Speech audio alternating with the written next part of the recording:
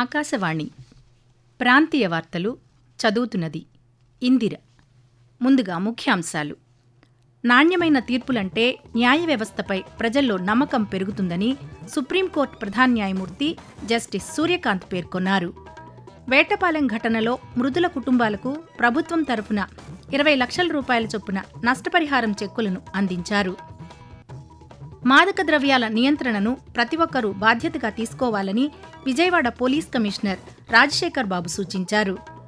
ICC పురుషుల T20 world కప్లో భాగంగా సూపర్ 8 విభాగంలో భారత్ వెస్టిండీస్ జట్లు ఈరోజు తలపడనున్నాయి. ప్రపంచ పౌర రక్షణ దినోత్సవాన్ని ఈరోజు జరుపుకుంటున్నారు. వార్తల వివరాలు. నాణ్యమైన తీర్పులంటే న్యాయ వ్యవస్థపై ప్రజల్లో నమ్మకం పెరుగుతుందని సుప్రీంకోర్టు ప్రధాన న్యాయమూర్తి జస్టిస్ సూర్యకాంత్ అన్నారు. తిరుపతి రూరల్ మండలం దామినేడు వద్ద 120 కోట్ల రూపాయలతో 14.44 ఎకరాల్లో నూతనంగా నిర్మించనున్న 16 కోర్టు భవనాల సముదాయానికి ఈరోజు భూమి పూజ చేశారు. ఈ కార్యక్రమంలో హైకోర్టు ప్రధాన న్యాయమూర్తి జస్టిస్ ధీరజ్ సింగ్ ఠాకూర్, సుప్రీంకోర్టు న్యాయమూర్తులు justice JK Maheshwari, justice PS Narasimha, justice Prashant Kumar Mishra, justice SVN Bhatti, justice Joymalya బాగ్చీలు పాల్గొన్నారు. న్యాయం అందించడంలో నిర్దేశిత గడువు ఉండాలని సుప్రీంకోర్టు ప్రధాన న్యాయమూర్తి జస్టిస్ సూర్యకాంత్ తెలియజేస్తూ, I want to say this clearly. The bar and the bench are not adversaries. They are the two hands of the same institution. A strong bar produces strong advocacy. And when there is strong advocacy, that challenges the judges to think harder, reason more carefully, and write more clearly. Because it is the quality of assistance which the bar provides. That quality is reflected in the overall work of the judge. The better you argue, the quality of the judgment will be better. And when there is a better reasoned judgment, public confidence is built in the rule of law. Kakinada జిల్లా వేట్లపాలెం బాణాసంచా దుకాణంలో పేలుడు ఘటన కారణంగా మృతి చెందిన వారి కుటుంబాలకు రాష్ట్ర ప్రభుత్వం తరఫున నష్టపరిహారం కింద 20 లక్షల రూపాయల చెక్కులను హోంమంత్రి వంగలపూడి అనిత, పట్టణాభివృద్ధి శాఖ మంత్రి పి నారాయణ ఈరోజు అందజేశారు. ఈ సందర్భంగా మంత్రి అనిత మాట్లాడుతూ బాధిత కుటుంబాలను ప్రభుత్వం ఆదుకుంటుందని తెలిపారు. బాణాసంచా ప్రమాదంపై విచారణకు ఆదేశించినట్లు హోంమంత్రి వంగలపూడి అనిత తెలియజేస్తూ, ప్రాథమిక విచారణ ప్రకారం ఇక్కడ ఏదైతే వాళ్ళు miss handling of that material correct గా హ్యాండిల్ చేయకపోవడం వల్ల జరిగిన బ్లాస్ట్ కింద జరిగిందండి. దీన్ని బేస్ చేసుకునే మేము ఎంక్వైరీ కూడా చేస్తున్నాము. ఫస్ట్ ఆఫ్ ఆల్ ఇది దురదృష్టకర సంఘటన, ఇలాంటి సంఘటన జరగకూడదు. మన మెటీరియల్ కూడా అనుకున్న దానికన్నా 3 times ఎక్కువ ఉంది అని చెప్పేసి ఇక్కడ ఫోరెన్సిక్ డిపార్ట్మెంట్ వాళ్ళు కూడా చెప్తున్నారు. ఆ కోణంలో కూడా మేము దర్యాప్తు మొదలు పెట్టాం. హై లెవెల్ ఎంక్వైరీ కమిటీ కూడా వేస్తున్నాం. అందులో వచ్చిన రిపోర్ట్ ని బేస్ చేసుకుని ఫర్దర్ గా ఇంక జరగకుండా చూసుకోవడానికి ఏ రకమైన ప్రికాషన్స్ తీసుకోవాలన్న దాని మీద కూడా గవర్నమెంట్ నిర్ణయం తీసుకుంది. కేంద్ర రాష్ట్ర ప్రభుత్వాల సహకారంతో శ్రీ పొట్టి శ్రీరాములు నెల్లూరు జిల్లాలో పారిశ్రామికీకరణ మరింత వేగంగా జరుగుతోందని నెల్లూరు పార్లమెంటు సభ్యులు వేమిరెడ్డి ప్రభాకర్ రెడ్డి తెలిపారు. కొడవలూరు మండలం రేగడిచిలకలోని కేంద్ర ప్రభుత్వ ఇఫ్కో కిసాన్ సెజ్లో 260 కోట్ల రూపాయలతో ఏర్పాటు చేయనున్న రెన్యూబుల్ ఎనర్జీ ప్లాంట్కు ఈరోజు స్థానిక శాసనసభ్యులు వేమిరెడ్డి ప్రశాంతిరెడ్డి, రాజ్యసభ సభ్యులు బీదా మస్తాన్ రావులతో కలిసి ఆయన శంకుస్థాపన చేశారు. ఈ సందర్భంగా పార్లమెంటు సభ్యులు వేమిరెడ్డి ప్రభాకర్ రెడ్డి మాట్లాడుతూ ఈ పరిశ్రమ ఏర్పాటు ద్వారా దాదాపు 700 మందికి ఉపాధి అవకాశాలు లభిస్తాయని తెలిపారు. భవిష్యత్తులో మరిన్ని పరిశ్రమలు ఈ ప్రాంతానికి రానున్నాయని ఆయన వెల్లడించారు. సమాజంలో మహిళల భద్రతను ప్రతి ఒక్కరూ బాధ్యతగా భావించాలని శ్రీ సత్యసాయి జిల్లా కలెక్టర్ శ్యాంప్రసాద్ పేర్కొన్నారు. ఈ నెల 8వ తేదీన అంతర్జాతీయ మహిళా దినోత్సవాన్ని పురస్కరించుకుని వారం రోజుల పాటు నిర్వహించనున్న కార్యక్రమాల్లో భాగంగా ఈరోజు శ్రీ సత్యసాయి జిల్లా పుట్టపర్తిలోని ఆర్టీసీ బస్టాండ్ నుంచి గణేష్ కూడలి వరకు సైకిల్ ర్యాలీ నిర్వహించారు. ఈ సందర్భంగా కలెక్టర్ మాట్లాడుతూ అంతర్జాతీయ మహిళా వారోత్సవాల్లో భాగంగా ఈ సైకిల్ ర్యాలీ నిర్వహించడం వెనుక ఒక ప్రత్యేకత ఉందని చెప్పారు. సైకిల్ తొక్కడం వల్ల శారీరక దృఢత్వంతో పాటు మానసిక ప్రశాంతత కూడా చేకూరుతోందని తెలిపారు. రాష్ట్ర ఉన్నత విద్యామండలి ఆధ్వర్యంలో డిగ్రీ, వృత్తి విద్యా కళాశాలల అధ్యాపకులకు discipline specific applications of artificial intelligence అంశంపై 5 రోజుల శిక్షణ ఇవ్వనున్నట్లు ఉన్నత విద్యామండలి కార్యదర్శి బి తిరుపతిరావు ఒక ప్రకటనలో తెలిపారు.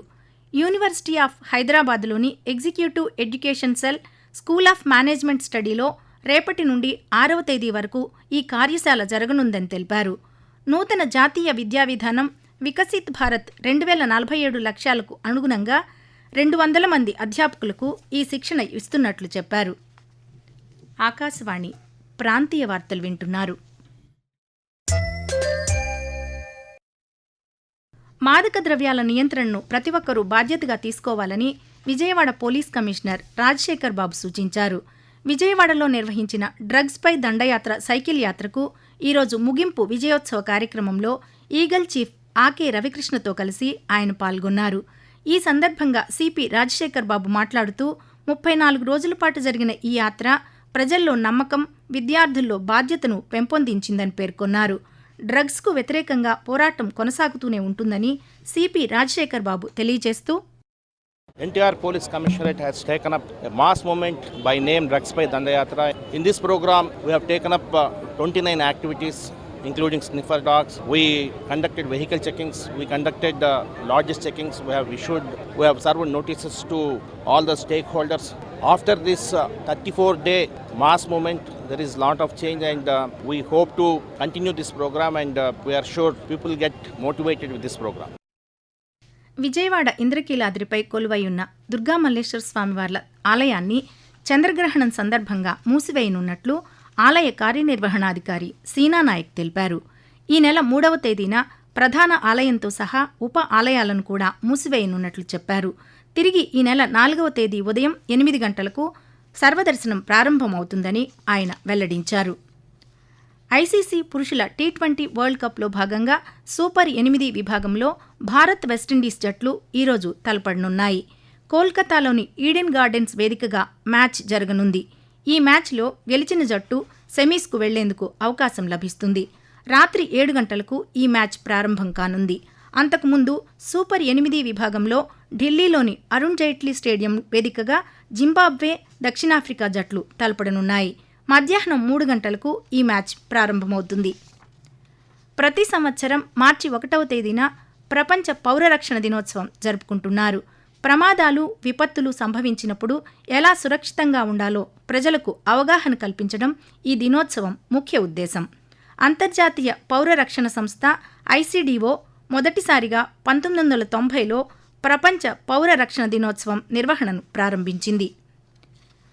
రాష్ట్ర ఉన్నత విద్యామండలి ఆధ్వర్యంలో నిర్వహిస్తున్న ఏపీపీజీ లాసెట్ 2026కు దరఖాస్తుల గడువు పొడిగించినట్లు లాసెట్ కన్వీనర్, మహిళా వర్సిటీ న్యాయ విభాగం ఆచార్యులు సీతాకుమారి ఒక ప్రకటనలో తెలిపారు.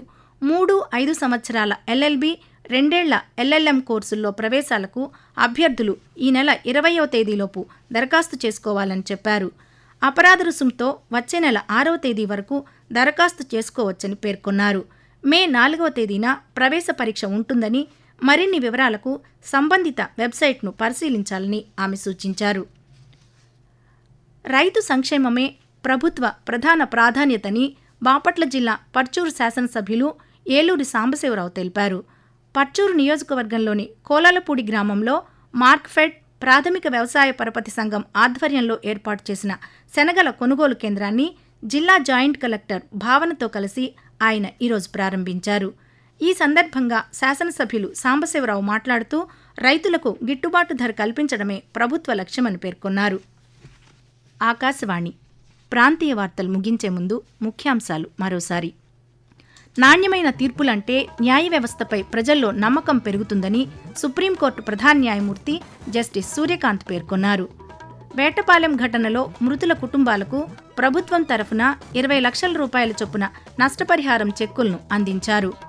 మాదక ద్రవ్యాల నియంత్రణను ప్రతి ఒక్కరూ బాధ్యతగా తీసుకోవాలని విజయవాడ పోలీస్ కమిషనర్ రాజశేఖర్ బాబు సూచించారు. ఐసీసీ పురుషుల టీ20 వరల్డ్ కప్లో భాగంగా సూపర్ 8 విభాగంలో భారత్ వెస్టిండీస్ జట్లు ఈరోజు తలపడనున్నాయి. ప్రపంచ పౌర రక్షణ దినోత్సవాన్ని ఈరోజు జరుపుకుంటున్నారు. ఆకాశవాణి ప్రాంతీయ వార్తలు ఇంతటితో సమాప్తం. తిరిగి సాయంత్రం 6 గంటల 10 నిమిషాలకు విశాఖపట్నం కేంద్రం నుంచి ప్రాంతీయ వార్తలు వింటారు.